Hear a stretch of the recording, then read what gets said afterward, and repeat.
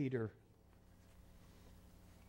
is addressing us emphatically and saying, this is not man's invention. This isn't a series of writings prepared by mere men. But what we have, what we affirm, what we look to, we can know and be confident was written by men, moved by, inspired by God. This is not a man-made invention, but ordained and ordered and ultimately authored by the God of the universe. In Hebrews chapter 4.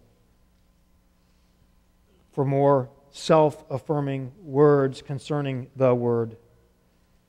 For the Word of God is living and active, sharper than any double-edged sword. It penetrates even to dividing soul and spirit, joints and marrow. It judges the thoughts and attitudes of the heart.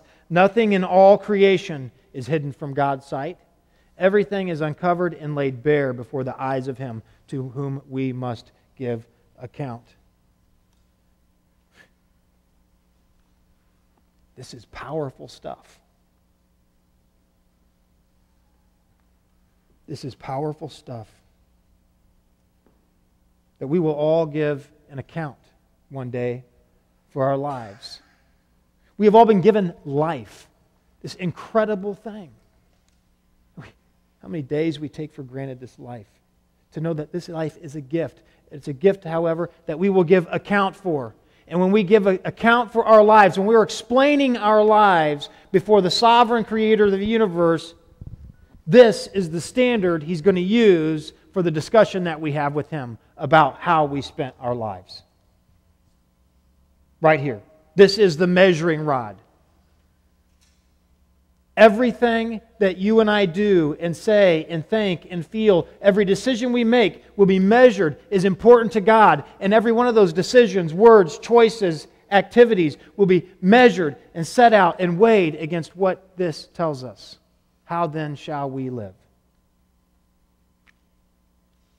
I remember, and I wish my mother weren't here because I don't know if she's ever heard this story. I wish that she weren't here, I said. I think I said. In any case, she's here. So here you go, Mom. When I was a freshman at IU, first semester, one of the courses I took was Cultural Anthropology 101. There were about 150 students in this class. Near the end of the semester, and by the way, the only grade in this class, or the only examination in this class was the final exam. And in the last week of class, the professor tells us all in class, now don't forget next Friday is the final exam, but next Tuesday, come here and I'm going to hand you the final exam. And not only that, that final exam I'm going to hand you, we're going to go through and complete together in class. And I will tell you, word for word, exact answers that I'm looking for to each and every one of the questions in the final exam. Not only that, you can take that final exam home with you and study it and look at it and prepare based upon it. Not only that, when you come back next Friday for the final exam, you can bring it with you and set it right out next to the blank one. And as far as I'm concerned, you can just transpose your answers from one sheet to the other. Wow. As a result of that, and this professor was good to her word, as a result of that, 149 out of 150 students in that class aced the exam and got A's in the course. 149 A's and a B+. You're looking at the B+. Aren't you proud now, Mother? I didn't show up for the Tuesday thing. You know? I just, I knew about it. But I didn't, I did not always possess the level of maturity that you've come to know and expect in me. It's just ixnay on the fishnay. I got a B+ in that course because I did not show up to get the document with the answers that would guarantee that I passed the test. If that's absurd, think about how many people in this world are going to show up to give final account to God and have no idea what He expects from them because they have rejected and declined the opportunity to know Him and to know His will for their lives, His plan for them, and the answers to the test that He gives us all right here. And I'm not just talking about non-believers. Committed Christians who believe with all their heart that Jesus Christ died on a cross to save them and that they're going to be in heaven. But there's still a judgment. I mean, there's still a weighing of our life. There's still rewards and a conversation we're going to have with God, right? How many Christians are going to get there and say, I'm sorry, but I never really, Bible wasn't really my thing, God. I just trusted the pastor to do it, or my husband to do it, or my wife to do it. She taught the kids. How many of us? How sad will that conversation be? Let's not regret. This is a book that makes claims for itself, that it's true. And more than that, this is a book that very clearly makes claims for authority in our lives. It says, I'm true. This is trustworthy. This is relevant now and forever. And this is intended by God to represent authority in your life. So how do we deal with that? It means we really do need to know whether we can believe it's true. And so I'm going to share with you, again, not an exhaustive list by any means of proofs that have been advanced by people to affirm and to support their conviction firmly held that the Bible is true.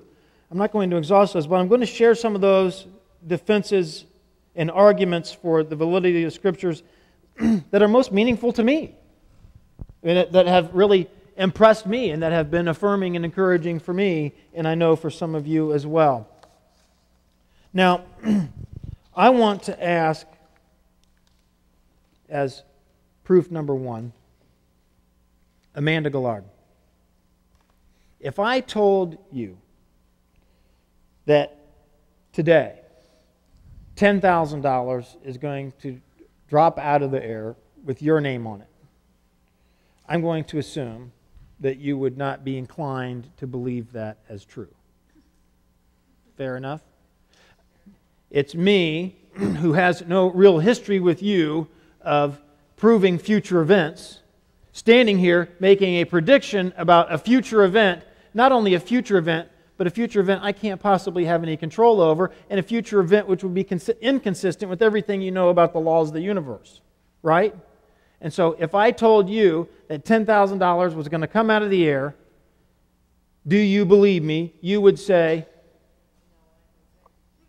no way, Jose. But if you said God told you I was going to get paid, I might believe. Well, it's a thing about prophecy. It's easy to make, hard to fulfill, particularly when it's out of your control. If I were talking with,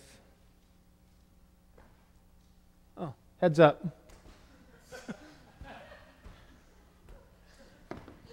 Hey. Will somebody grab it, maybe? There you go. Is there? What do we got there, Troutner? Amanda Gillard. Right out of the sky. Hey, we're partway there. I'll give it to you. Whoa! There it is.